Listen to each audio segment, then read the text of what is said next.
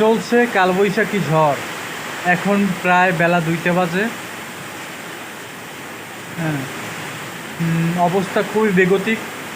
যে যেখানেই অবস্থান করতেছেন, যে যেখানেই আছেন, নিরাপদ স্থানে যান, নিরাপদ স্থানে অবস্থান করুন এবং সুরক্ষিত থাকুন। আল্লাহ তাআলার উপর ভরসা রাখুন। সুস্থতার সাথে যে যার অবস্থানে থাকুন।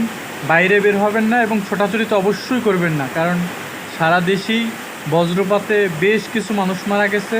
অবশ্যই সবাই এ বিষয়ে জানেন। তাই বাইরে ঘোরাফেরা এবং ছোটাছুটি করবেন না। আর কই মাছের লোভ তো অবশ্যই করবেন না। তাই এই কালবৈশাখী ঝড়ের মধ্যে সবাই নিরাপদ স্থানে থাকুন। বাতাসের অবস্থা একটু ভালো নয়, প্রায় 100 কিলোমিটারের ঊর্ধ্বে যতটা সম্ভব আমি বুঝতে পারতেছি, যা তারও অধিক 100 থেকে 120 কিলোমিটার বেগে ঝড়ো হাওয়া চলতেছে। তো সবাই সাবধানে থাকবেন, সুস্থ থাকবেন, আল্লাহর তাআলার উপর ভরসা রাখবেন। আসসালামু আলাইকুম।